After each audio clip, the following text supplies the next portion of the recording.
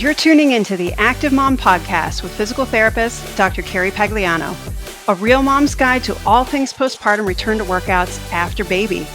If you're a postpartum mom, coach, trainer, or physical therapist looking for answers on how to get back to running, CrossFit, yoga, Pilates, HIIT, you name it, without the fear of pelvic floor issues or doing something wrong, this is the podcast for you. Let's start the show.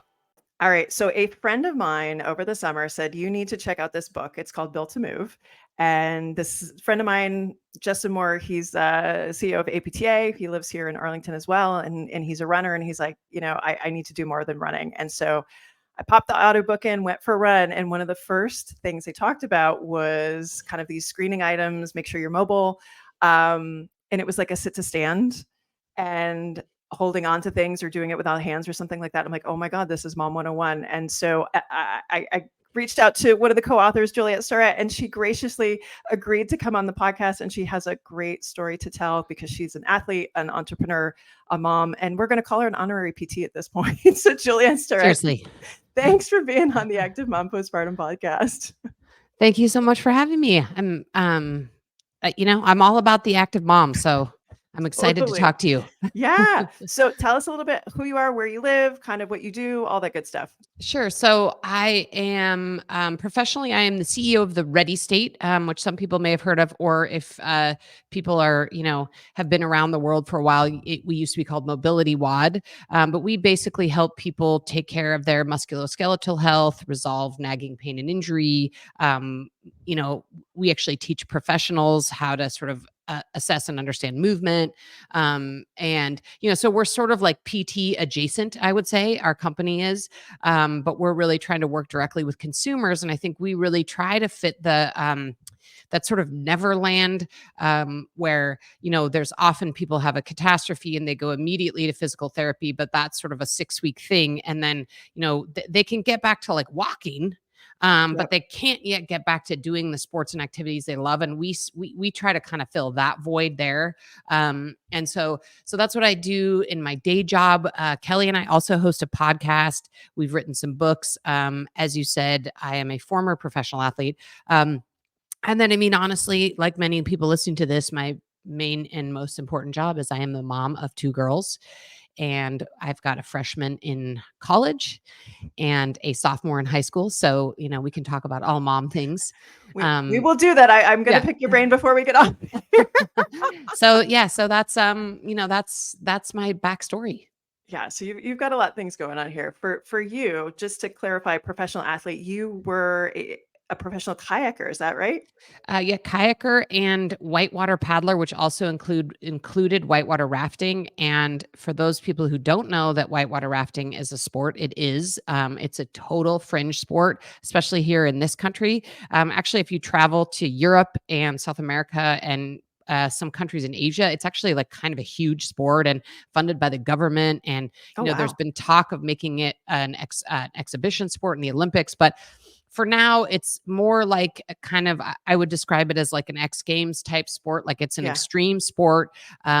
You paddle on the like most gigantic rivers out there. The goal is to have a lot of carnage in swimming because that looks really cool on television.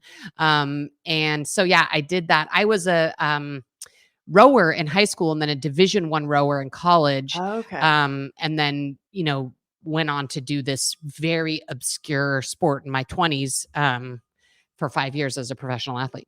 Now, rowing it seems a lot more stable, a lot more controlled than paddling. Yeah. Yes. Oh my God. There's no, it's extreme. You're exactly right. It's extremely controlled. Yeah. There's pretty much no threat of death, although I'm sure people exert themselves so hard. Maybe there's like a slight threat of, like having a heart attack or something. But, by and large, there's no threat of death. It's in a very controlled environment. You're rowing in these like $20,000 carbon fiber shells, in lakes. And, the rivers bring on this whole other element of the unknown, right? You can plan and be prepared, but you don't know what the water level is going to be. You're often racing on these rivers you've never seen before. The rapids are gigantic. Oh my God. And so it really is, obviously there's some overlap in like the athletic part of it, but there's Yeah. not a lot of overlap in the amount of, thinking, reacting, changing, being responsive to what nature is, throwing your way. Yeah. So there was some overlap just in terms of like the suffering part of like pulling on a thing. There was overlap there, but yeah, very different. To me, it's a lot more like, for people who like ski or mountain bike, Okay. it's, because, when you're skiing or mountain biking, you have to, make last minute split decisions, Yep. and you have to avoid other skiers or other mountain bikers, and you have to constantly be, choosing your line and making different decisions. So it really is, to me, a lot more like that than it is like rowing. Gotcha. It also sounds like a good, preparation for mom life. Yeah, that Oh everything's my being thrown God. at you. Yes, and then, it's interesting too, I just was talking to someone about this because I was doing this in the 90s, which was all pre-cell phone, Yeah.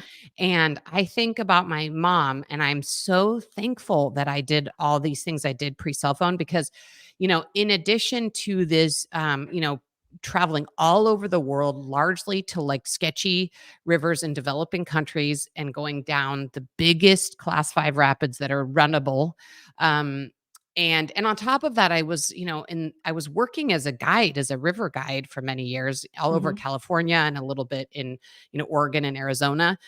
Also on really difficult, class 4, class 5 rivers. Yeah. And now as a mom, I'm like, oh my God, I hope my kids don't do that. I mean, of course Right? I want them to like take risks and challenge themselves, but it's like, I think one nice thing is my mom I mean, she knew I was a river guide. She knew that I was competing in this sport, but Right. it was a different time in terms of access. So I Right. don't think she really had an up close and personal view of what I was really doing. So I think in a way, as a mom, that was good for That her. was a good Um, thing. yeah, because she really did not. It was a different time. Well, I also love it in the book that you talk about how you met Kelly and how he basically got in a big jam and you guys helped him out because the girls are much smarter than the boys. I Yes. appreciated that aspect of the story. Oh my God, yes. I mean, they were so hilarious. Like, I mean, that we tell the story in the book, but I mean, they scouted a rapid from a mile up, from a dirt road a mile up, and they were like, "We got this." And Boys. we had this was in the year 2000, and my team had already been racing in 4. This was a world championships. This was our 4th world championship. Oh my gosh. Um, and we'd made a lot of mistakes, and we had flipped a lot and swam a lot of really big rapids. So, we were scared. I mean, we were very Yeah. competent, but like we had a healthy amount of fear and respect for these Yeah. gigantic rapids. And, they were like, 23, 24-year-old guys, maybe their frontal lobe wasn't completely fully developed, and they were just like, let's go. So yeah, we saved them. Well, thank you for doing that. We appreciate it. Yes.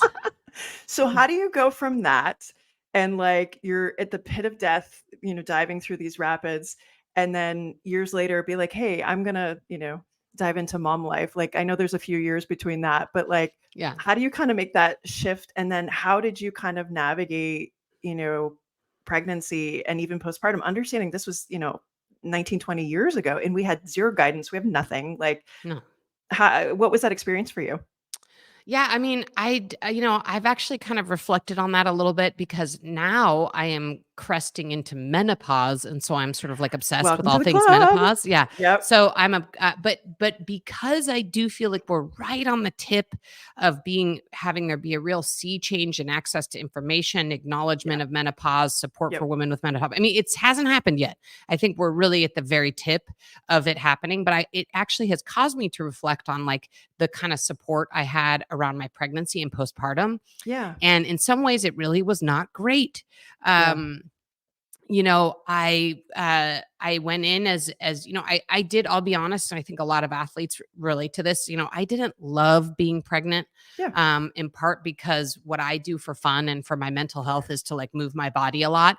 And I felt, it was difficult to be slowed down in that way, Yeah. so I struggled just with that piece of it. Mhm. And then I will say I had 2 really unexpectedly terrible births, Mm. which were really surprising to me because I Yeah. thought, man, I'm this like hardcore lady I am going to just slay this birth thing. Yeah. I'm going to push twice and these kids are going to fly out of my body. And, isn't this going to be amazing? And Yeah. when, a big regret I had is I went in with a plan, and I don't think the people advising me did the best job of saying it's nice to have a plan, but you really need to also be ready for these alternatives. And so actually, I ended up having to have a C-section with my first daughter, and I really Yep. felt that I had like it was a failure because I have this idea in my mind of myself. I've Yeah. created this vision that I'm this hardcore woman, and like if Yep. anyone can have an easy, awesome, drug-free birth, I am that person, Yeah. And then when that didn't happen, I didn't have a context for it. Yep. And so I did really struggle with that after the fact. And So I yeah. did you Go ahead. laminate your birth plan? I didn't laminate it, but I definitely had I one. did. Did you? Oh my God, I I love you. no, but no, so here's the thing. Same thing happened to me, but like I'm going into it as a pelvic health PT at this point, thinking I'm going to be like, hey, this is going to be great. 3-day induction, push for 2.5 hours, C-section. Yes, me And too. then Oh you my feel God, like high five. Yeah. shit. Yeah. Yeah. You got No, hit and by a truck. yes, So the recovery is you're different. And swollen. It's awful. I'm counting pain pills, like, yep. and then It you're just sitting here isn't like, what what the you hell? expect. No. Yeah. And so, that's been a piece of advice I've given to younger women I know who are still having kids is I was like, yes, like have a birth plan. I'm pro however you want it, but also, man, stay flexible in the Yes. mind Yeah. and know that, if you're hoping to have a home birth or some glorious experience, you might get to have that. Right. But you might not. And that's okay too, because in the Yeah. end, it's like the most important thing. But I really wish that I'd had a bit more of I wish that the people around me who were supporting me, advising me, did a slightly better job. And I wish I'd known to sort of like hedge my bets a little bit in terms of what to expect. Yeah. And so, yeah, I think it was unexpectedly a struggle. And then my next kid, thanks to having a C-section the first time, I Mhm. ended up getting placenta previa, which I don't know if you've heard of that, Oh, but it's not yeah. good. No. And I lost like half the blood in my body. So I had a really epic birth, lost like half the blood in my Oh body. gosh. Um, and so that was difficult for different reasons. But what was so difficult and what I've been reflecting on as I've been, going into this menopause journey is how little postpartum support I got. And in Yep. fact, I've almost wanted to like write a note to some of my physicians because a couple of big things. First of all, I think, so my daughter was born 6 weeks early. I had Mhm. placenta previa. She was in the NICU for 3 weeks. So to me, that should be an automatic, like this person needs like psychological support. Yes, absolutely. Not just the mom, but the mom and the dad. Like Yep. one of the things that was so difficult is people don't know even what after you have a really difficult birth and your kids in the NICU, people don't know what to say to you Right.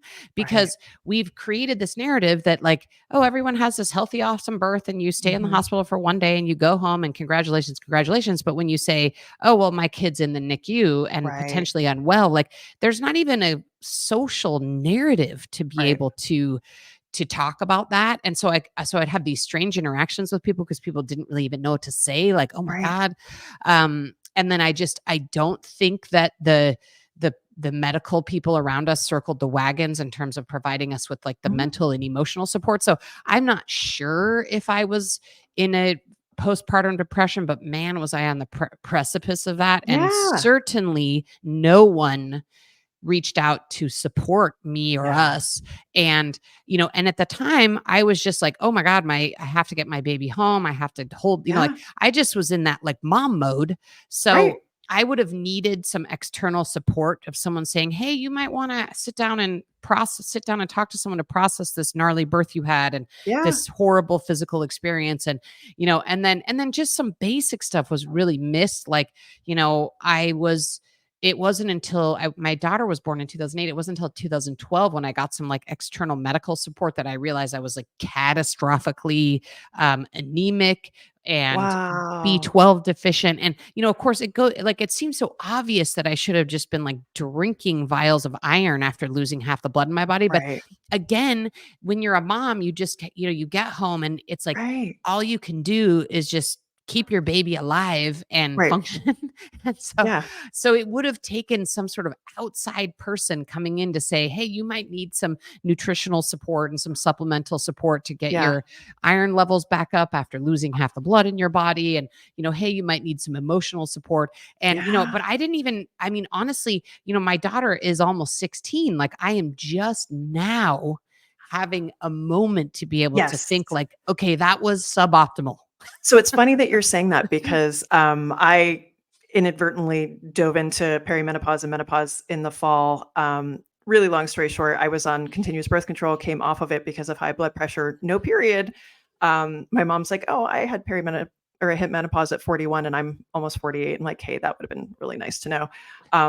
But realizing how many parallels there are and how much we're learning about kind of perimenopause and menopause and looking back, and there's a whole generation of us that, yes, there's better care now. It's not perfect, but there's so much that our generation sort of missed out on. And I Mhm. feel like we need to go back and fill those gaps. Yes. And it's mental health, it's physical health, it's understanding nutrition and fueling. Like there's so many facets that we didn't get. Like we need like cliff notes at this point to get caught up on what moms are getting now. And again, it's not perfect, but it's better than what we got. And I mean, your oldest is not that old. I mean, my No. youngest is 10. Yeah. So we're going from 10 to 19 here. Like that wasn't that long ago. It's not that long ago. Like my kids were born in this, this like in the Yes. 2000s, right? They're like they're not Yeah. that old. Like yeah, I mean, I think you're so right. And I mean, I think from a menopause standpoint, I can't emphasize that like I still think we've made 2% progress on what needs to be 100% progress. Yeah. I think there's some voices out there that are trying to really push the needle here and Yep. get the kind of care that women need. But yeah, I Yep. mean, your story is so similar. I have quite a few friends who've gone through early menopause, been gaslit Mhm. by their doctors saying, Yep. no, there's no way you'd be in menopause now, Right. and now they're in their 50s looking back and been like, wow, okay, that would have been really great if I gotten the Yeah. support I needed then and wasn't told that I was Yep. insane, Yep. and then I think sometimes, and I don't know if this is a generational thing, and we Generation Xers are kind of aggro, I'll say. But I feel like we often in weird ways don't support each other as women. Like, let me give you an example. Mm. This whole birth thing becomes weirdly competitive Oh my God. and value based. Like we've Yes. created this value where if you're able to give birth without drugs, Oh my God. you get an A+. Mhm. Um, and then if you get a C section, you've gotten a C. And then Mhm. that like literally there's this value thing where if you're able to have a natural birth without drugs, like you're better. And Right. the women who are able to do that seem to take on a narrative that like aren't they amazing and awesome. And then Mhm. those of us who aren't able to do that, like we got a C in birth, like we're Right. kind of failures. Yeah. And I think that's created by us. I don't know that Yeah. that's external. Like I think because it's this weird competitive thing. It's And of still course, here. yeah. Like, I don't think Gen X, I don't think we're gonna take the whole load on that, but, like, again, I mean, in DC, we have a lot of older moms. I'm not sure how it is for you in Oh yeah, California, but, 100%. yeah, I mean, like, my average, new postpartum patient is typically between 38 and 42. So they've had control over everything, and I find myself even, like, 10, 13 years later, cringing quietly if somebody's like, "Oh, well, I wanna have a natural birth," or "I had a natural birth." Like, that word still I'm like, you know? It's still there. And but to your point too, Yeah. like, why do we have to eat our young? Why why are we having to, like, still have this, like, competitiveness? Yep. And you don't know what it's like. If you've never had a C-section, you don't know what it's like. I'm gonna tell you it sucks. Like, it's not a fun thing. I don't wanna do it again. It's not anything I would sign up for. Not anything I wish on my worst enemy. That said, glad I got my kids, we're moving on. But for me too, like, again, I had this like I didn't talk about it for so long because as a pelvic floor PT, I was like, "Oh my God, are people gonna look at me like I don't know what the hell I'm talking about?" Because that's what my scenario was. And I ended up with leakage and diastasis and pelvic organ prolapse and all those things are like, "Are you a shitty PT because you ended up with all these things?" Right. Which isn't Right. true, but like, Right. it's a thing that goes through your head. You're gaslighting yourself, you know? Yeah, I mean, I have my best friend is an acupuncturist and traditional Chinese medicine practitioner in Mm, Santa Cruz, and she's just this like warm and loving like earthy mama. And she was able to have a successful home birth with her Yeah. first child, and then tried to have a home birth with her second child, and ended up in the hospital, and then really ended up breastfeeding and had to supplement with formula. Mm, And it was extra traumatizing for her because she, I yeah. think, felt like, well, I'm this nature mama and I'm supposed to be able Right. to give birth naturally, and breast is best. And I think because she had created this expectation of herself that this Right. was, or this was her identity, then Mhm. like, oh my god, the thought of having to like supplement with formula was like so anathema to who she was as a person. And Yep. what would people think? And man, we just really are like so hard on ourselves, right? Yep. Like, I Yeah. saw an article, I don't know if you saw it recently, in the New York Times, but it was highlighting in Japan how they have these I don't even know how to describe them, but like these sort of mom centers that the women Yes. can go to after birth. Yeah. And Yep. they go after birth, and they're there for like 3 weeks, and Mhm. like there's nurses to help with the baby, and people cook them healthy, lovely food. And I mean, literally they are just expected to like chill and relax and have tons Mhm. of support taking care of the baby. And I thought, man, how civilized is that? Like, I mean, I literally lost half the blood in my body, got a C-section, was like pumped with a bunch of bags of blood, was in the hospital for 1 day, and like sent home, and Yeah. was there like, good luck to you, oh Yep. yeah, and here's your baby that you're going to care for 24 hours a day without Right. any support of any Exactly. kind. Yep. So gosh, I mean, when I saw that, I was like, oh, how dreamy and civilized that is. And I wish we could, I wish in our culture we could figure out Yeah. a way to support women that way. Yeah. And there's it's here in DC we have a lot of people sort of from everywhere, and they're actually trying to build one of those centers via hotel, which is I think an interesting concept. I'm not sure if I would want to go to that hotel as like a regular person, but no, I've had clients that their first generation here, their families wanted them to do that. There's some interesting nuances with that because some of it is like total rest, and then to go from that straight into Western kind of culture back to work, like that's a really big gap too. So I Yeah. feel like there's got to be a nicer way to be like, all right, let's support our moms. And then let's also not go back like full tilt and expect everything and full productivity and taking care of the kids and all that stuff at like, less than 12 weeks. Like Oh that's my god. insanity Yeah. too. But No, it's so insanity. And for I you, the other like, thing I wanted to tell you yeah, really quickly, since you're a pelvic floor person, is yeah, that the other thing, and I mean, this is probably a whole podcast in and of itself, and this is your area of expertise, not mine, but I mean, I literally will be at my book club, and like, I know. we're talking, I mean, we talk about pelvic health all the time. I mean, like, I have a friend with a prolapsed vagina, and Yep. I mean, like, the problems are endless. Yeah. And I'm not sure, I think there's starting to be more awareness that there are pelvic health, pelvic floor health and pelvic health Yep. PTs and other support people can reach out to. But I mean, I still think we're very early on there. I think so many women are struggling with pelvic health Oh problems yeah. without any support, or even knowing that this Right. isn't just like, okay, well, this is my life now. Yep. No, I think that's our I think especially the last probably 4 or 5 years, our field has gone, I think above and beyond on social media. One, because it's an easy topic to get people's attention, but I think they've done a really good job on just kind of getting a lot of education out. But at the same time, we also have access issues.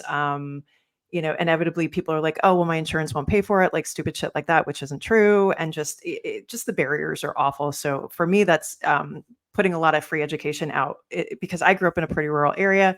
The closest major health system was 70 miles away. Like just knowing if you've got broadband, if you've got internet, you've got at least access to some information because I get DMs from women all over the world that just like they see what we know on social media and then they don't have access to that basic information because it's so far behind in their country. Like we just have a lot of awareness still, even though I feel like, oh my gosh, we're so much better than we were, 10 years ago.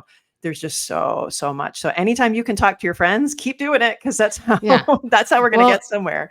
And you know what I think is cool about that is it's easy, in this Mhm. modern world with all this technology to Yeah. just say like technology sucks and it's ruining our kids and whatever. But I mean, man, for this kind of thing, it's really It's cool. good. I mean, to the, Yep. like just back to the menopause thing, like I've started following all Yes. these menopause people.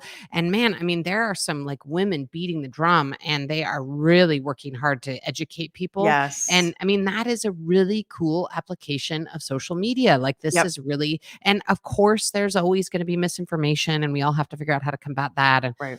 so I mean, it's both sides, but like it's amazing to think about like, you know, you talking about pelvic floor health on Instagram might reach Right. someone halfway around the world Yeah. and, give them at least ideas about what's possible. Yep. That's Exactly. And amazing. we're probably falling similar because my algorithm is all like perimenopause, menopause now. But what again the parallels I'm pulling back to another low estrogen state, which is postpartum, and that's not anything.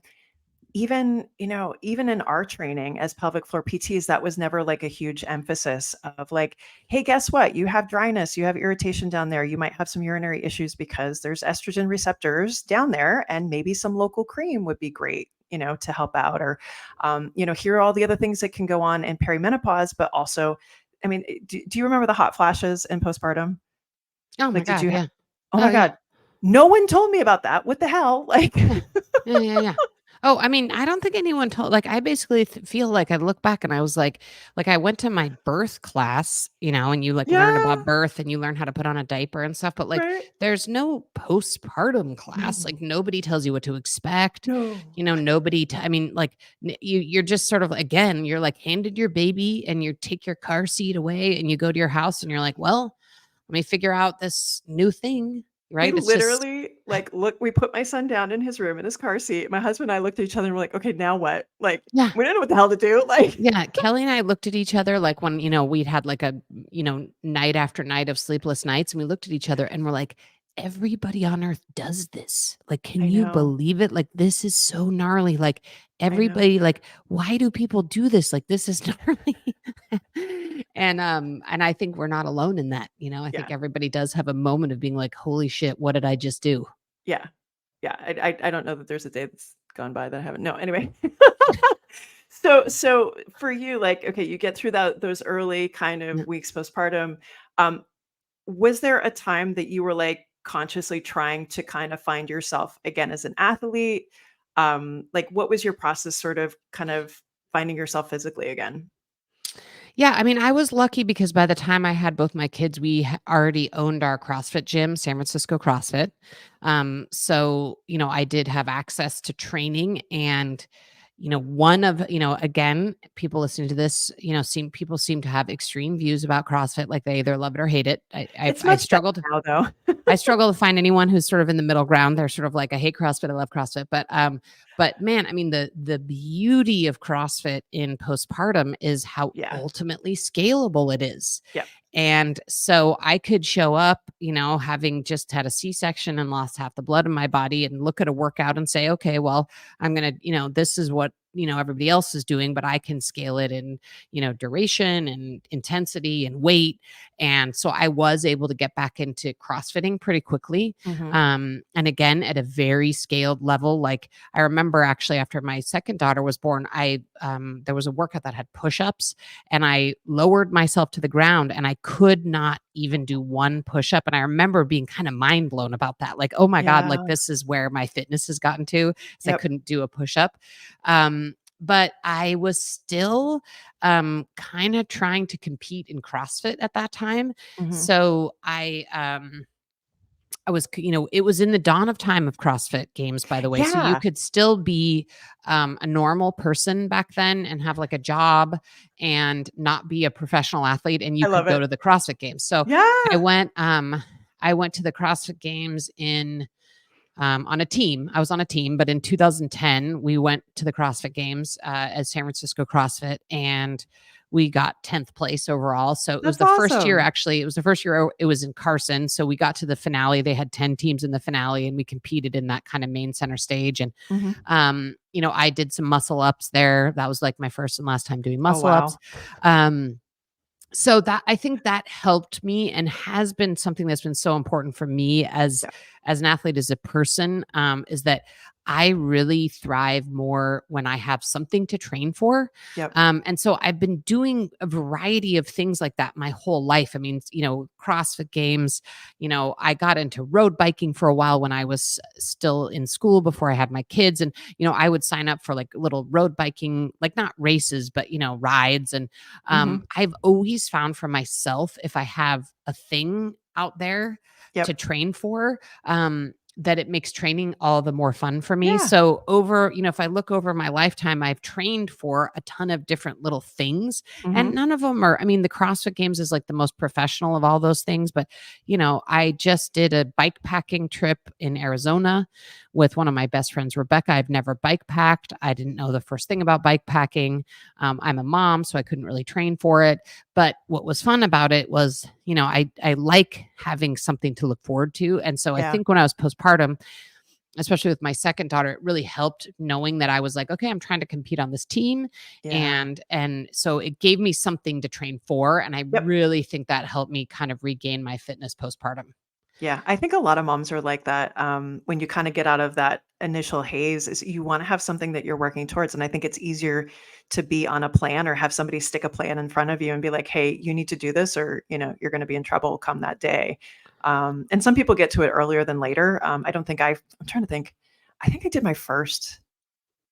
did a 10K or something within the first year after my son, and then I was like, "Okay, I have nothing to prove," and then eventually got back to it later Yeah. on, but it just I totally agree. It's nice to have something, and it's nice to do something for yourself Yeah, and too. there's so many ways to do it. I mean, there's Yeah. 10Ks and 5Ks, and Kelly and I have done a bunch of Spartan races, and Yeah. we've done mountain bike rides and road rides, and I mean, we're all, we got like, we're obviously, we have a background in paddling, so we have a local paddling community. So sometimes we'll just get off the couch and go do a stand up paddle race and get last place, and so we just are always like, we do sort of.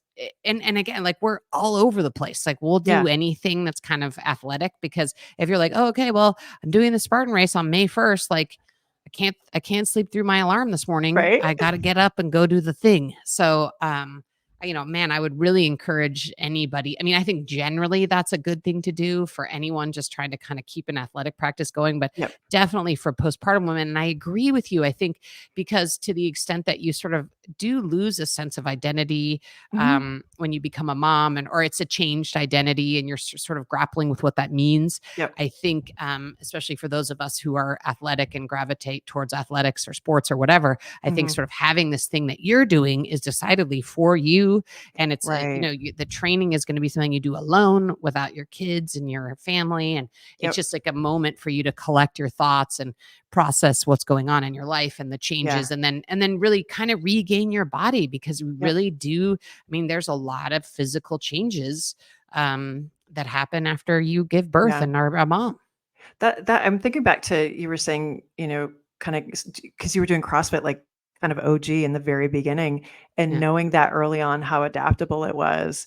And it's so funny to me now, and I'm sure you totally appreciate this, because you guys had a gym at that time, and your husband's a PT. Like, in pelvic PT, oh my god, 2013 when Rory, can't remember what his name was, did a video where you're like, "You're not supposed to, it's okay to pee when you lift." My whole field was like, "Ah, Yeah. it's not okay." And then but we didn't have any solutions because there weren't a lot of us doing things. And Right. then now you've got PTs have practices in gyms and people that totally specialize in just working with CrossFit athletes. It's so funny how far we've Oh come. my God, isn't it?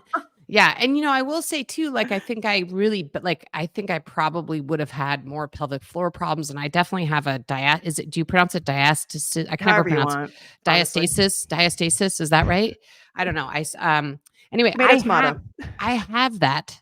But I've been able to have zero Yeah, challenges with it because I've been lifting weights and have stayed strong. And exactly. so Exactly. so I've had some people approach me like, well, should I get surgery? And I said, look, you got to do what's right for you. And, Yeah. if surgery is the thing that's right for you, what worked for me was lifting weights and being strong and having a Yeah. strong core.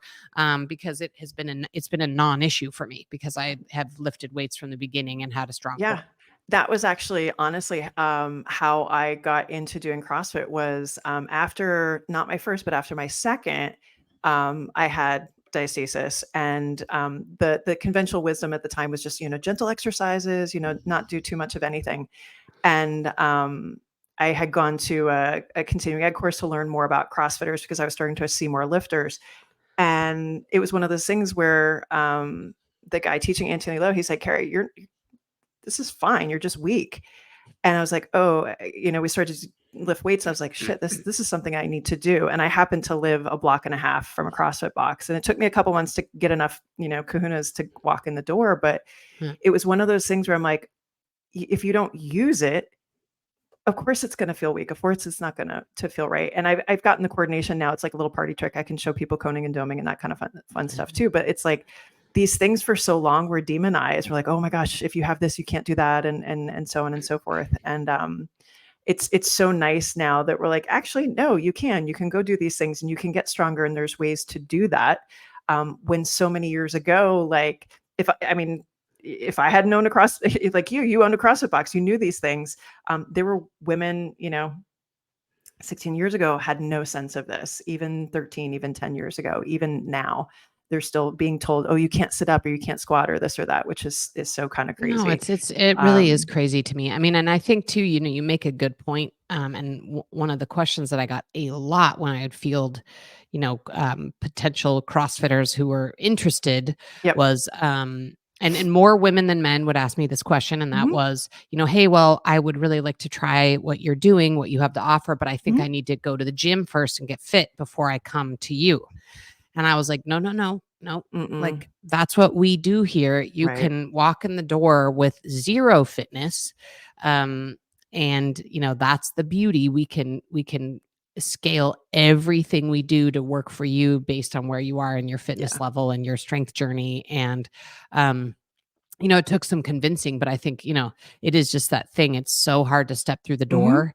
And then you step through the door once and then you're like, oh, okay, I can do this, Yeah. And, it was a year before I told anybody I was a PT because it was only like 2016. So I'm like, I'm going to put my head down, not even tell anybody who I was. I was like, I'm just here to learn. Yeah. And I had hip surgery. I can't do the math there, but it was 17 years ago. So it was before kids. And if it weren't for that, like I wouldn't be running pain-free now. So for me, it's been like life altering. And so anyway, and I also think too, going back to the menopause conversation, I feel like I've got a leg up now because I had so many years now of heavy lifting. I didn't have to wait till menopause to be like, hey, you don't want menopause-induced osteoporosis. I've already got a leg up on that. So I think those messages need to come back sooner to postpartum women to be like, hey, we need to be doing heavy lifting. We need to be doing impact. We need to be doing these things that you're going to want later on.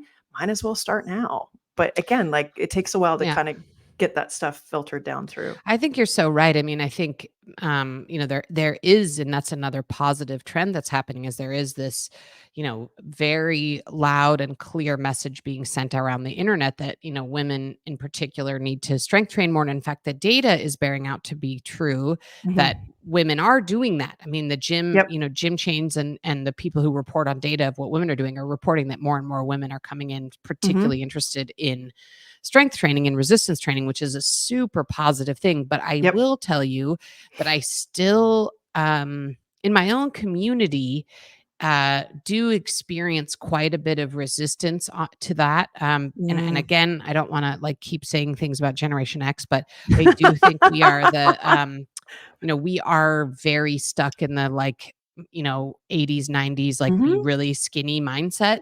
And I think a lot of women in our generation still really struggle and have a lot of fear around worry that they're going to get too bulky. And then I also think a lot of misinformation, like the amount of times I've had the conversation with people where I'm like, well, you should probably be resistance training. And they're like, well, I do yoga. And I'm like, look, I love yoga. Like I am a fan, like do yoga. That is amazing.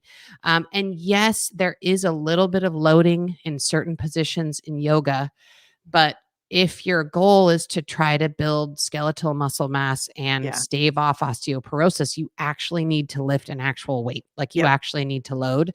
And that for some reason has been a message that I have struggled to pass on in my own community. Yeah. I think also, I mean, if you think back, our moms were, in that like Jane Fonda generation, maybe like 1 pound weights. And it was always calorie deficit and overtrain. And, we were being fed Weight Watchers commercials when we were 16, Yeah, right. And so I think like we're trying to reconcile that space between what we saw growing up and then what we're being told now. And it's a weird space. And I think for some people, especially in that postpartum, they want to bounce back. They want to be in their pre-pregnancy jeans, and they want to look great and, bathing suit and kind of all that stuff. And it's like, okay, there's so much that we understand now that there's better ways of doing this. And please don't worry about being bulky. Like, really, please Yeah, don't. I mean, I literally would tell people, I was like, hey, look, like Kelly and I would say, hey, when you start getting too bulky, like, please come talk to us, Mhm. because I think sometimes, I often have felt like I'm not the right advocate because, I've been a serious athlete since I was 14 years old, and I Yeah. started strength training at 14 years old. And I also think I happen to just be like genetically a more like prone to being a muscular person. And so I want to like tell a lot of these women, like, hey, you like good luck. Like, even if your goal was to try to get as muscular as me, like, unfortunately, that's not going to happen. I would love Just that, frankly. That's my dream. It's just not my genetics. yeah. So I think there's still a ton of misinformation there, but I Yeah. think you're right. I mean, I think what we're doing now is telling women as they're cresting into perimenopause and menopause, like, you should start lifting weights. But I think you actually have hit the nail on the head. Like, the time for that is actually postpartum. Yeah. I think there's so many benefits to the postpartum body from a pelvic floor standpoint and just a mental health standpoint. And, there are 1,000 reasons why strength training postpartum, I think, are so valuable. And Yeah. then you're right. You already are ahead of the game in terms of doing one of the most important things you can do to stave off, osteoporosis, osteopenia, Yep. and, all the, and, Yeah. the sarcopenia and all the other Yep. related, Well, menopause things. I'm even thinking before that, the fact that your girls got to see you and they probably grew up in your gym Yep. and they probably see that as incredibly normal. Yep. I think that, yeah, I mean, people, one of the, I mean, our strategy as parent, I mean, we do, I think, two things as parents with respect to movement. One of them is we just model. We've Yeah. always had, even though we've owned a commercial gym for almost our entire lives, we have, even though we don't have a commercial gym anymore, we have a gym here in our studio where we film our videos. So Yep. we've always owned a gym as long as our kids have been alive, but we always still have had a home gym, Yep. because we really want to make sure that, like, our kids see that it's, that it's like movement and strength training and exercising is like a big part of our lives.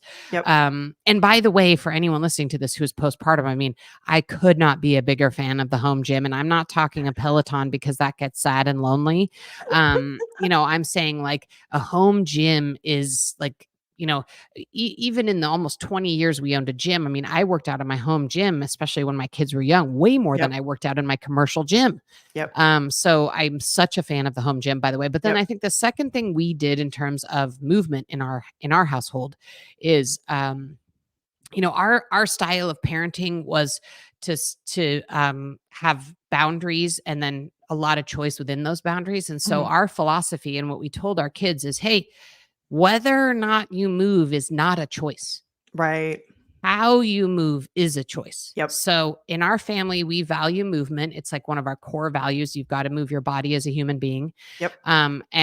But there are 1,000 ways you can move your body. The how is your choice. Yeah. And we will support the how however you want. I mean, our kids have taken gymnastics and ballet and jujitsu and karate. And I mean, and literally like we were like, we will drive you, we will support you, Yeah. we will get you to literally anything that is physical activity. Yep. And when they're little, we told them like it's got to be organized because you're a kid and you're not going to do it on Right. your own. Right. And so our kids did swim team and volleyball, and I mean, Mhm. you name it, like everything. We were like, look, not a choice whether or not to move. Like Yes. movement it's a must. We have the same rule. Like Yeah. every quarter, you have to be doing something. I don't care what it is, but you're Yeah. doing something. And now, because they're older and they're doing a lot of things, I've got to figure out how to get my movement in while I'm, in between the chauffeuring. Yeah, well, So, I don't know if you've seen my videos, but because now my daughter's a very serious water polo player, and so mm, Kelly and I joke around that someone asked me recently, like, well, what are your hobbies? And I was like, well, I'm basically a full-time water polo spectator. Like, that's my yeah, life. Like, that's what I do. I'm like a youth sports spectator. yeah, But you you can see on my Instagram 1,000 videos because every youth sport involves a lot of waiting around. There's a Yes. game and then there's a ton of time in between. And what Yes. we do is religiously walk, walk, walk, walk. So Same here. we're always at high schools where we're at a high school pool. There's always a track. So Yep. we'll watch our daughter's game. And then in the 2 hours of waiting between the next game, we'll go walk the track and Yep. we'll bring a Frisbee and throw. And now we've gotten this crew of other parents on our kids' water polo team who Yeah. always come and walk with us. So we get this lovely benefit of like moving and catching up with our, the other parents on our kids' Yep. teams and gossiping and getting some sunlight on our bodies. And, Yeah. what's awesome is that like nowadays on the days when my kids have tournaments or, weekend stuff where I haven't had a Mhm. chance to do like a formal workout, Right. I'm often getting like 20,000 steps.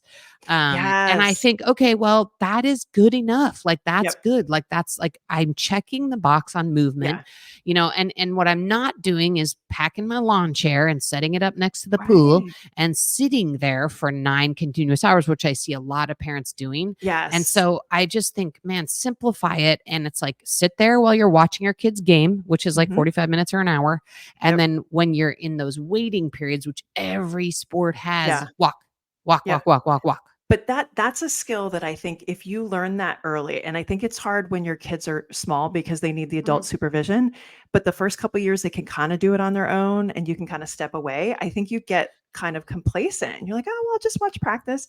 I hate my daughter does indoor, so winter swim here. We do it indoors here out east, but in the summer they have summer swim. And I can't sit indoors in the indoor pool. The bleachers are horrible Yeah. and it's too So hot. And uncomfortable. so my dog and I, we just walk. We walk, Walk. walk, walk, walk, walk. Yeah. We can get like 2.5 miles in while she's in practice. Like, but you have to plan it ahead. Yeah. So you're like, all right, I have the stuff on. I know exactly what I need. And then in summer, we actually had an episode of the podcast where we have a whole group of summer swim moms. One mom started walking just during practice, and then other moms started to join her, and then it became like a whole thing that we're able to kind of stay active and keep going. And so I think the sooner you can kind of plant that seed to be like, hey, just throw your shoes in, don't put your flip flops on. And I know you Yep. hate flip flops, but Yeah. Well, pack and you're the- right. I mean, it pack just the takes running like, shoes. Like yeah, it doesn't like take that much. yeah, and it just takes kind of one person to be the catalyst. And maybe if you're Right. listening to this, be that person because we were Right. that person for our sort of Yeah. swim community. And now it's like, like our kids have to be at their water polo games an hour early. And so we Yes. all meet up in the parking lot and everyone's like, who's going to Yep. walk? Who wants to walk? And then we all go walk. And, sometimes there's 10 parents and sometimes there's 5. And, it's just like it's just now become like a thing that we do as a Yeah. group. But there needed to be a catalyst. And that Yep. catalyst was me saying, hey, does anyone want to go walk the track? And Right. now it's like a given.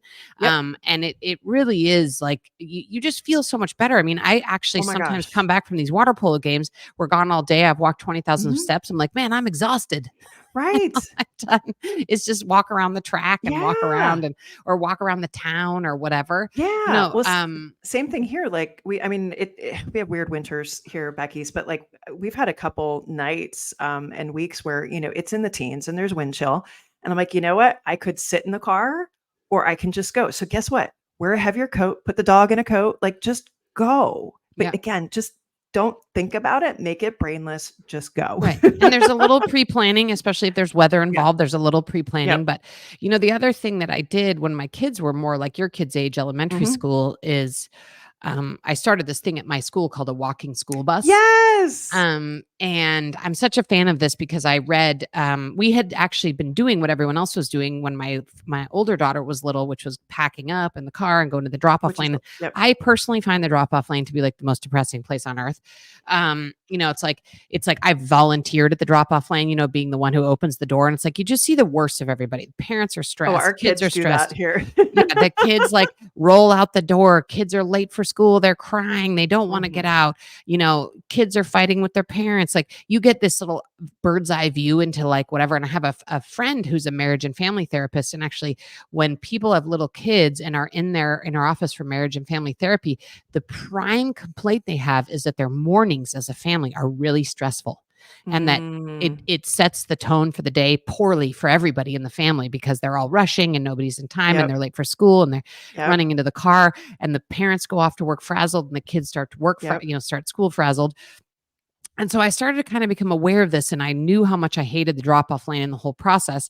And I started doing a little research and realized that like in the United States, most kids, like something like 85% of kids live within 2 miles of their elementary Mhm. school, which Yeah. is a walkable distance. Yep. Um, and when we were kids in the 70s, I think 85% of kids walked or biked to school. And now it's something like 15%. And in Mhm. fact, even during my tenure at my kid's school, we had to allocate something like $50,000 to improve the drop off lane, which really slayed my soul. I was like, why are we spending Oh, $50,000 on this? Because people have just sort of, it's like a given, like the drop off lane's a thing. yeah. And so we decided to just start walking with our daughter. And the only change we had to make as a family is we had to wake up 10 minutes earlier. Yep. That's it. 10 minutes, Yep. not a half an hour, 10 minutes earlier. We had to set our alarm for like 6:35 instead of 6:45. Yeah.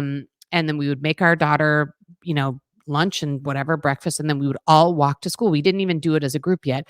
And we Mhm. had this lovely experience. Like we would pick flowers for the teachers and we would pet dogs Yeah. and we would be outside and we would do it rain or shine, by the way. Like if it was raining, we'd Yep. put on our boots and raincoats and still walk in the rain. And we had this, it was just this lovely time to connect as a family and talk to Yep. our kids, and no one was on phones. And then by the time Kelly and I, our kids had gotten like 3,000 steps. And by the time Kelly and I got home, we'd gotten like 6,000 steps, Yes. and it was 8:15 in the morning. And I did have some parents Yes. say to me, oh, well, I can't walk my kid to school because I work. And I was like, dude, I work, and actually I I have know. a commute, so I can still walk my kid to school and then Yep. commute 45 minutes and still be at my office by 9 a.m. So it is Yeah. possible. It's doable. Yeah. Um, so I realized that, we could just start this walking school bus. So we put out some flyers and just said, rain or shine, every single day we will be at this corner at 7:55. If you want to drop your kid here, we'll Yep. make sure your kid gets safely to school. That's And it awesome. just turned out to be the coolest thing. We met all these parents we wouldn't have met. At first, parents were dropping their kids off, and then we saw them start parking and deciding to do the walk with us. um, Mhm. you know we would have, like, we had some days where we had as many as like 40 kids walking in That's our so cool. group. And days where there were two kids. I mean, it was a real, it was really a real ebb and flow. And it was just a lovely way to get some movement in. We entered the school through the back, through this Yep. beautiful field. Our kids were prepared to learn. We had a lovely connected start to our Yep. day without all the frazzle. And it was just that one, literally, we just, like, the only action it took by our family was deciding we want to do it and set our Yeah. alarms 10 minutes earlier. That Yeah. was were the two, like, action items. That was it. Walking your kids to school is life altering. We're so lucky. Our home is probably less than a half mile from our elementary school, and so we've always walked the kids to and from school. It's one of my favorite times of day because when I'm walking to go pick, well, now it's just my daughter, but going to pick her up, that's when I change hats and go from like work mode to parent mode, and the dog gets a little walk in, and she's like, tell me everything on the way home. I hear all the secrets, like all the other stuff. Yeah, It's all such the school gossip. Yeah. Yes, you hear all of it, and with, middle school, my son takes bus part way and then walks the rest of the way home, and sometimes he's like, "Hey, can you just come meet me and we can walk back together?" I'm like, "Yes, please, Yeah, you're please like, "Yes, still let please. me Oh my do god, that." how long will this last?" Yeah, I exactly. I know. know we were sad too because in where we live in middle school, they all just start taking the bus, and it's like Yeah. it's part of like the social thing too. So, Yes, we I had to we understand. had to acquiesce to that. But Yes. man, for that little period of time of It's so elementary sweet. school, man, it was sweet Ah, and lovely, and we were yeah, just able to really connect with our kids in a lovely and yeah. non-rushed way. It was great. Yeah, no, for us, it's been amazing for sure. But it to this point, like it's the simple things, and that's what I really liked about Built to Move because it was just these tiny little simple things. And then the first one that really just kind of made me so happy and smile was the sit to stand. So can you talk a little bit about kind of Sure. what inspired you guys to kind of come up with the book and a couple of these items and kind of what sort of inspired you to kind of give this mobility practice and guidance? Sure. I mean, I think the inspiration was a couple of things. I mean, the first is that you are obviously familiar with our first book, Becoming a Supple Leopard, Yep. which is like a 150-pound textbook that does really, like, it's a beautiful coffee table book or a place to put your laptop if you're trying to create a standing desk. And and it's really it's a it is and was a revolutionary book in 1,000 ways, but also not for everybody. Yeah. Certainly for a niche group of people who are, PTs, coaches, practitioners, serious athletes, like, Yeah. it's not for everybody. And what we found is that even though our expertise and what we do as a company is, physical therapy, musculoskeletal care and health, that I'm a certified nutrition coach and we owned a gym. And so we became like the source for our friends and neighbors for all health info. We were constantly being asked, well, should I intermittent fast? And what about the keto diet? And should I paleo? And what about Mediterranean diet? And should I be a vegan? And then people were asking how to train and how much to train. And, Yeah. should I get an ice bath? And, what supplements should I take? We just kind of became like the node in our community of all things health and fitness. And, Mhm. and we are nerds about it. So we at least have some advice on almost Yeah. all these topics. And this is what we spend our weekends reading and researching. And we have our podcasts. We talk to a lot of Yep. experts. So, we have some, we're like generalists, right? We have a lot of knowledge about a lot of things.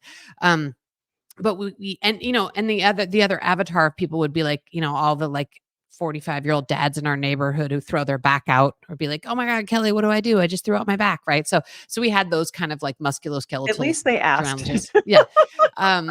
And we didn't have like a resource to hand to people. Mm. And Supple Leopard was just too much, too complicated. We weren't going to give that book to like our grandma and our mom and, Right. our, like my dear friend who is like an amazing CEO of an ad agency and likes to like walk and do Peloton. Like she's not going to read Becoming a Supple No. Leopard. And so we really realized that there was like, first of all, we'd come to realize in our own life that there were some just really simple health behaviors that we were practicing consistently that really like were the biggest levers. Yeah. And that we felt like people were being fire hosed with information on the internet, were overwhelmed and confused, weren't sure how to cut through the noise about what actually is important and what's going to move the needle. So we just felt like we had sort of something to say there. Yeah. And we wanted to create something more accessible. And so the sort of criteria of what we put in the book was it science and evidence based, Mhm. the advice, and was it actionable? Could you improve on it? Because we didn't, like one of the things people may have heard, in the internetosphere is like VO2 max is one of the greatest predictors of your overall health and longevity. But we didn't want to put VO2 max in our book because, to get a VO2 max test is completely inaccessible. It's like $500 and, it's only for the very few who can do that. And so we really wanted to make sure that it was actionable and accessible. And so with that criteria in mind, we came up with the 10 tests in the book. Mhm. But we also really wanted to bias some of this mobility work because we feel like people at least know that whether they do it or not, they should, eat some vegetables and sleep and exercise. And, people know. And we still dive in there and give some Yeah. lifestyle advice on all those subjects. But what people really don't appreciate is that, man, like you need a body that's going to work for you. And Yeah. we're all living longer and we're probably going to live to 90. And that what people really want is a body that works for as Yep. long as they're alive. Yep. And I think I would equate it to like, imagine, you were like given by your dad, like your dream car at 16 years old. And you were told, okay, this is the one car you're going to get your entire Right. life. So how are you going to treat it, right? You'd get the oil changed and you'd wash it and you'd maintain it. And, if it broke, you would fix it. I mean, right. And so I think maybe sometimes we don't have that mentality when it comes to our mobility in our body, Mhm. which is so critical as we age. And so the reason that we chose chapter 1 being the sit and rise test, and I'll describe how to do it if you're listening, you basically stand in sort of an open area and you cross your legs and you under control lower yourself to the ground without putting a hand or a foot down. And then you reverse that from a cross-legged position. You sort of reach forward and stand back up. And ideally, you can do that without putting a knee or putting a hand down. And sort of each point of contact you put down, you technically lose a point in the test. And this test was developed by some researchers in Brazil who were able to show that people who were able to lower themselves and stand back up without a bunch of points of contact actually lived longer, and not just a little bit longer, like 7 years longer. So So we felt like the reason it was so important to start with this test is that most people are like, mobility, huh? I don't care about that. Like, why should I care about that? But it is really so eye-opening when you do it, because Mhm. I'll be honest, when I first tried it, I couldn't do it either. And it's just very eye-opening because sitting on the floor is something we all did as kids. You Yeah. see people around the world sit on the floor to eat, and cultures eat and sleep on the floor comfortably without any problems. And I think it's really eye-opening when people see how difficult this test is, Mhm. which actually doesn't even require you to express full range of motion. It only requires you to express like slightly less than full range of motion to be able to Yep. do it. Yep. And so I think we loved it because it's just like we felt like it gave people some really fast, really important information about how stiff and immobile their bodies may have become. Yeah.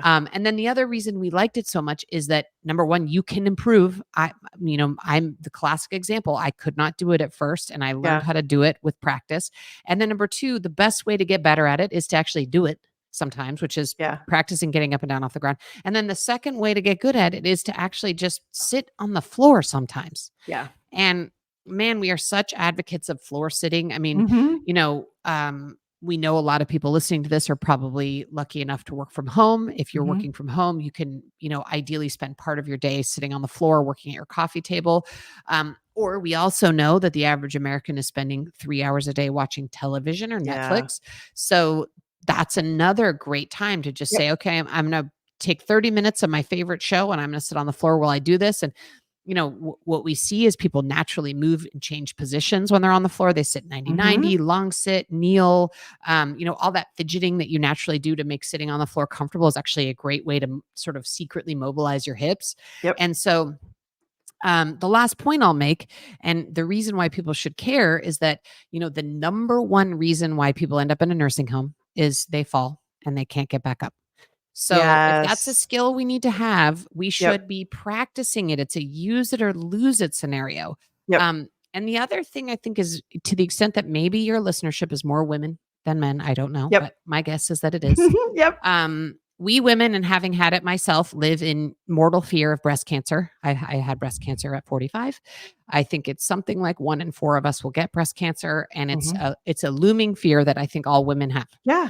Um, but what I learned recently is that our chance of dying from falling and breaking a hip as we get older, because when you fall and break a hip after Yep. like 70 years old, you have like a 60% chance of dying within 2 years. I mean, Yes. a Mhm. fall when you're over 70 is a It's not good. serious Yep. death risk. Well, it turns out your risk of dying from that is equal as a woman to dying of breast cancer. Wow. Um, but you can't really do much about avoiding breast cancer. Right. Um, Obviously, there's some healthy habits that you can, use in your life to hope you avoid some cancer. But as being Exhibit A of someone that can show that those things don't always stop you from getting cancer. Yeah. But man, not falling as an older person, we is Yeah. completely preventable, Yeah. 100% preventable with practice. So it's like there's only so much you can do. You can just hope for the best that you're not unlucky and get cancer. Yeah. But man, you do not have to hope for the best when it comes to Right. being able to get up and down off the ground. You can Yep. control whether you can do that, and then that whether or not that's a skill you maintain as you age. Yeah. And it's so critical. So that's why that was a way too long answer of why we started the book with that chapter. But, But I you know, I I love a couple things that you hit on there that I think, and again, as I was listening to you guys, narrate the book, my mind got to going about why this concept is so relevant to postpartum women. One, because it's one of the first times that we're faced with navigating a huge physical issue if you haven't been injured. Another is you're gonna be on the floor a lot, mhm. with your kid. And again, the sit to stand one, like how many moms need to get up off the floor holding a baby and something else, and like these Yes. are just all things that like we need to do as young moms. I fold my laundry on the floor watching TV. I make this big old circle, Yeah. and it's just one of those things that I was like, if we can start to establish some of these habits early on and continue to do them, it's very similar to what we just said about lifting heavy. Like if we can establish this stuff early on, then we don't have to learn this stuff later on. We don't have to like, it's kind of about prevention. If you think about it, It is like, really is. One story I'll tell you is I was on a podcast with a sort of famousy CrossFit guy, and he'd recently had a baby, uh-huh. and both of his, his mother and his mother-in-law came together at the same time to sort of Yeah. help them take care of the baby. And his mother couldn't get up and down from the ground, Right. and his wife's mother could. And it wasn't until we had the podcast and talked about this test where he realized the striking difference in their Yes. ability to be able to care for the grandchild, Yes. just the one who could get up and down off the ground, because his wife's mother could sit on the ground and play with the baby on the ground and Yep. get up and down from the ground. And, his mother sort of needed to be handed the baby from the ground, and Yes. then could walk around and carry the baby and care for the baby that way. But, that's pretty striking, right? Like, Yes. even if you're not postpartum, like, man, I'm Mhm. very not recently postpartum. In fact, I'm probably closer to having grandchildren than I am to being postpartum. But, man, I really want to be able to, be functional Yeah. and be able to sit on the ground and play with my grandkid. Yeah. That Yeah. seems like a pretty important thing to be able to do. Yeah. And it is a use it or lose it kind of scenario. Like, you've Yeah. got to practice and care about Yeah. making sure your joints do what they're supposed to be doing in life. Very much. Very much. No, I'm thinking of my mom in particular. She, both my parents started working out, running when I was in high school to kind of keep up with me, to find me on the cross country trail or cross country ski trail or something like that. Kept going with that. Unfortunately, my dad's have Parkinson's for almost 25 years now, but my mom's in a very big caregiving situation. They live in their RV. So she's driving, she's doing all the all the maintenance, all the stuff, and kind of taking care of him. And I think it was last winter. I think she broke her ankle mountain biking too. So I'm like, okay, this is She what I'm sounds working with. amazing, by the way. She is. My mom's pretty badass.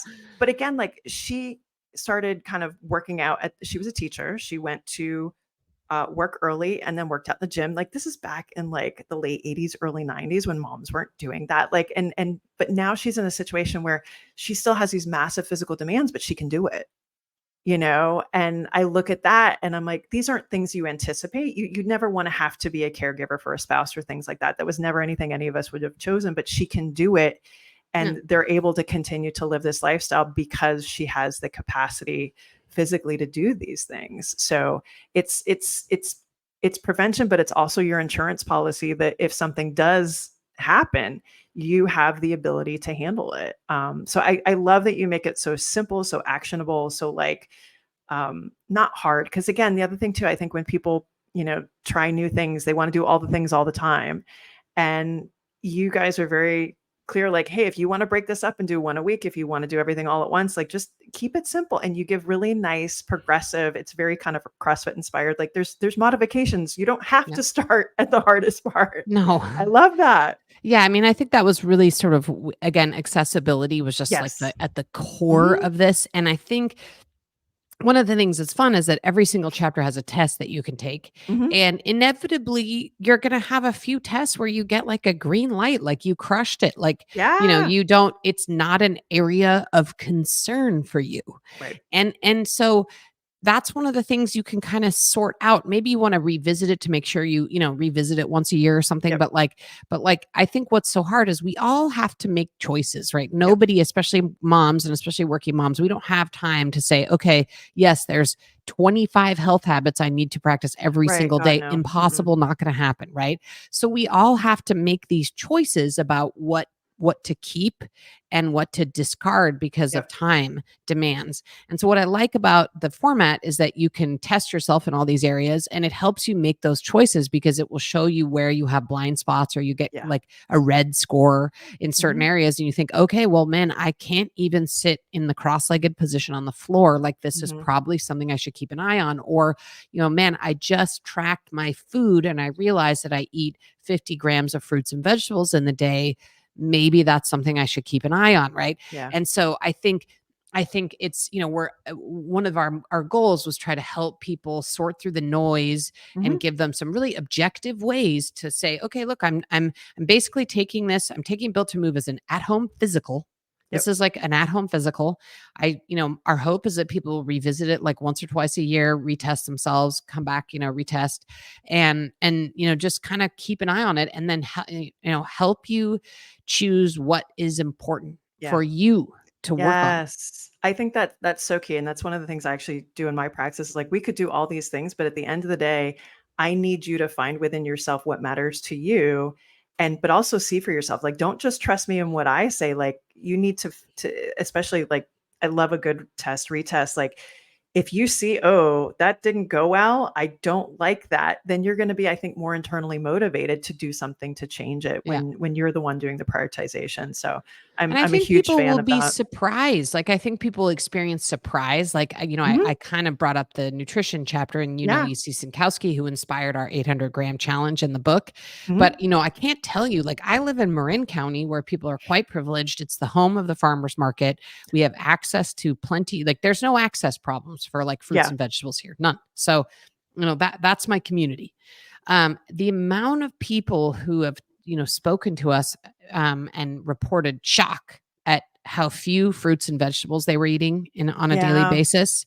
Um, and again, there's no access problem where I live. Right. That's not a challenge. It is a challenge for a lot of people, and that's a different conversation for Yep. sure.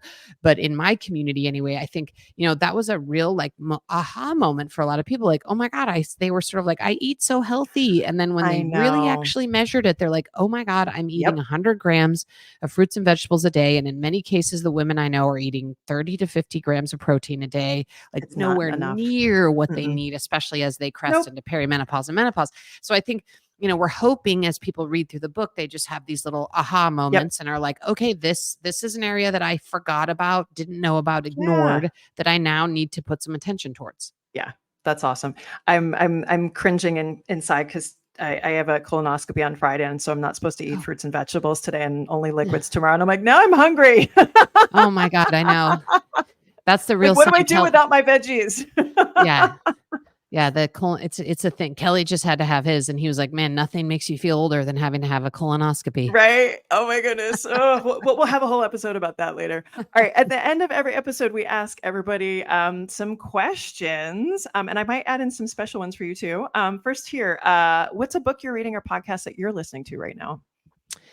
I just finished a book called The Lincoln Highway. It's sort of like a Huck Finn style, like Mm, hero's journey. More recent book by Amor Tolls, and I'm someone who, when I read a book, if I don't like it in like 50 pages, I'll discard it. Like good for you. I'm not going to force myself to read a book. Well, I Mm-mm. was like immediately invested in this book, in like chapter 1 or chapter 2, already invested in the characters and the story.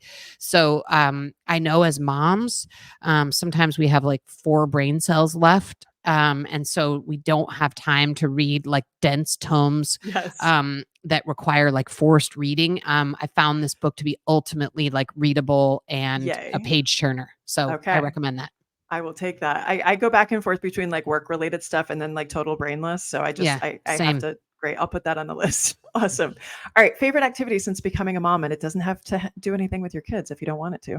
Yeah, it doesn't. I learned how to mountain bike when I That's was so cool. 44. So I'm 50 now. So it's been about 6 years. Hmm. And I just really I wanted like another kind of nature sport that I could do. And we live in Yeah. Marin County where there's access to a lot of trails. And so I will say that I was literally the worst mountain biker ever. When I started, I could barely like make it up a fire road.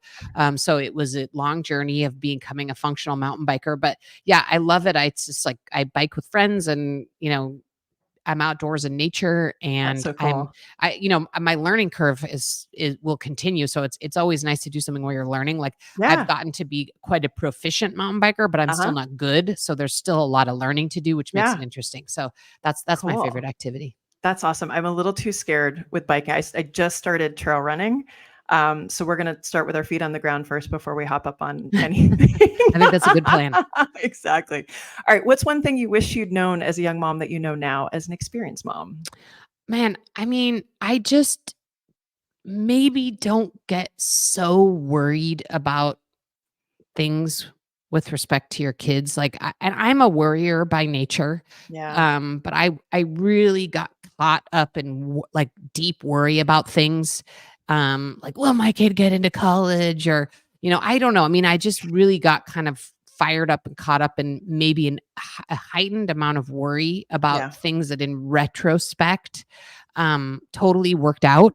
Yep. And again, I don't know, maybe that's just the mom's condition. Maybe there's nothing to do about that at all.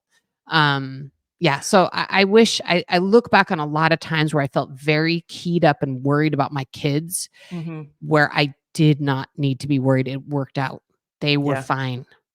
Yeah. I would agree with that one, diving into with one in middle school and I almost long for the days that all I had to worry about were diapers and what he Yeah. ate and sleeping and Yeah. that kind of stuff. Yeah, like there, like one example I'll give is like in middle school, especially with girls, like girls are assholes, right? And there's all these weird Yeah. social dramas and weird changes of friends and social stuff, and kids can, Yep. whatever. Like there's all that social dynamic. And I remember just getting like so keyed up and upset about stuff that was going on in like Yeah. middle school girls social stuff. And I look back and I was like, why was I so stressed about that? Like that's just part of the thing.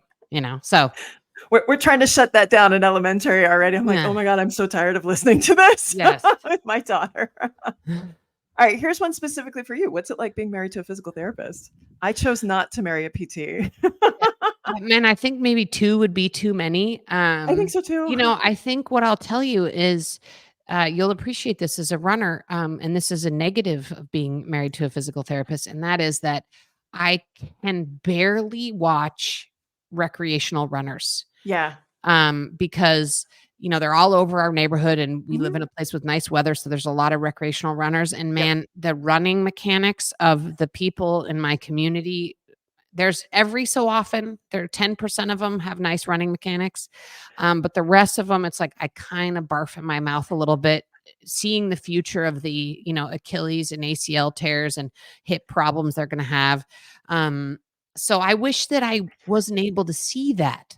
I wish So that he hadn't taught me that. let me give you maybe a hint here on how to maybe look at it differently. Go at it with a sense of curiosity of, wow, isn't that interesting that looking like that, they can still run. Like that's kind of Yeah. how I've shifted because otherwise you drive yourself Yeah, it crazy. is. You drive yourself crazy. Yeah. And So I think it's so interesting because it's you're right. I think that's a much more positive spin on it because sometimes I'm like, "Oh my God." I mean, and the only other thing I think too, which is, it's not a nice thought, but I think, well, Kelly and I are going to have a job forever because look at those people running. Like you know what though? we're Like going to be employed forever. I also look at some of these marathoners that, like they're super, like especially the Kenyans, a lot of the form is all over the place and they're so damn efficient. I'm like, maybe we don't know what the hell we're talking about. So I Yeah. try and come with it with a sense of I curiosity as need to opposed, do that otherwise it's gonna be too because depressing. it is. I'm like, oh my, I'm driving, just like driving home from work and I see someone on the side of the road. And I'm like, oh my God. Oh, so Curiosity, that's yeah, your yeah. I'm challenge like, now, no, Juliet. thank you. I'm just going to say no, thank you to Kelly for teaching me that. No, thank you. Thanks, Kelly. All right. For you, and we'll tweak this a little bit. Like who's somebody, not necessarily pregnancy postpartum, but like who's somebody in kind of your space that you're really obsessed with right now? I mean, this isn't pregnancy postpartum, although I That's think fine. apropos of our conversation that a lot of the recommendations should be started Hmm. pregnancy postpartum. I think Stacey Sims is a must Hmm. follow because and I really enjoyed her book Next Level. In fact, if Hmm. I would recommend all women in their 30s who are postpartum read that book so that they can start employing those practices before they've already lost their muscle mass and before they're already in osteoporosis or osteopenia. So Yep. and I think she's just a really smart and savvy voice for all things women's sports. But definitely as women are transitioning into menopause, postpartum, I think she's a must follow. Yeah, and that's where I mean, I'm trying to think when Roar came out was like 2016 or Yeah, something. I mean, and she was one of the first voices to just kind of have some of these conversations, and yeah, and again, it doesn't seem like that long ago, but the environment, like the playing field was just so different, and we were still just trying to get a seat at the table. And I Yeah. think when you look at it historically, it's like, yeah, the fact that people were she was starting to have that conversation was super, super cool. So And she, cool. by the way, I mean, her menopause book, Next Level, came out last year, but I think Mhm. sometime in the last couple of months, she just released a second edition, an Yes. updated edition of Just Roar. updated Roar. So Yep. I actually I have a copy of it. I haven't had a chance, but I know it has, I mean, I think the research landscape in particular, since she first released that book, has been massive and Yes. positive. Yep. So I think she's, fully updated it. So Yep. yeah, I mean, she's a must follow, in my opinion, on Instagram. And, and then if people have a little more time to dive into her books, I would recommend Yep. those. Yeah, awesome. All right, and then last one, what does it mean to you to be an active mom in postpartum? Understanding that postpartum can be a long time. Oh my God, it really, yeah, it is a long time. Yeah, I think one recommendation I would have is to think about it in, sort of like seasons, and Yeah. be flexible and willing to change. Yep. Because, what you want to do, have time to do, and are capable of doing when your kids are little is vastly different. And I think, as the years progress, you start to have more time and openness to be able to try new things, and, add different physical activities to your life, or mental activities, whatever that means. And so I think just being, you know, no, just knowing that there's going to be a lot of different seasons, and there may be some, early times where you don't have as much time to yourself, but that will come. And in fact, one of the most important things my dear friend TJ once said to me, because I was like, my daughter was in like fourth grade, I had to go to Reno for like a 3-day volleyball tournament where I would have to be inside the entire time, and I was feeling kind of emo about that. And he said, hey, his kids are a bit older, like kind of the same distance as your kids and Yeah. mine. And he said, hey, there's going to be a day where your kids are gone, and you're going to wake up on a Saturday and you wish that you had a volleyball tournament to go to in Yeah. Reno for the whole weekend. And that completely shifted my mindset. Yep. Like, that was one of the most important parenting things anyone's ever said to me, because ever since then, I am like all in. It doesn't matter if I have to drive to like Stockton to go to a water polo thing on a Saturday. Like, I'm like, Yep. this is awesome. This is this short period of time. And I can tell Yeah. you, having a daughter who's just gone off to college, Yeah. it is, and seems so cliche, it goes by so fast. I used to hate that, and this Yeah. last couple years, I have felt that acutely, and Mhm. I think it was the shift to middle school, and then next year we'll be in middle school, and I feel that acutely, Yeah, it and is. It's yeah, hard not to talk about it and have it just feel yeah, so cliche, but it really yep, is significant as moms, and it's very hard. It's another transition when they yeah, leave, yeah. which is difficult. Yeah, no, definitely. I think that's such good advice, and I think that the more that moms hear that sooner, not in a condescending way or not in like a judgment sort of way, or that like one phase is better than the other, but just like in the beginning, we don't think of it as the long game. We're just trying to survive, and Yeah. if you're in survival mode for the whole time, you're going to miss something, So like, Yeah, exactly, exactly. no, I love that. I love that. All right, if you want to know more about Juliet and Built to Move, you can find her on Instagram, and also at the Ready State too. So Juliet Starrett, thank you so very much for being on the podcast and sharing all your wisdom and stories and all that good stuff. So thanks so much for being on. So fun to be on, Carrie. Thank you so much for having me. Did you enjoy the podcast? If so, leave us a 5-star review on iTunes and tell a friend to do the same. Are you a postpartum mom or postpartum pro wanting to know more about getting back to running after baby? Check out all my free goodies on carriepagliano.com. This podcast represents the opinions of Dr. Carrie Pagliano and her guests to the show. The content should not be taken as medical advice and is for entertainment purposes only. Always consult your healthcare professional for any medical questions.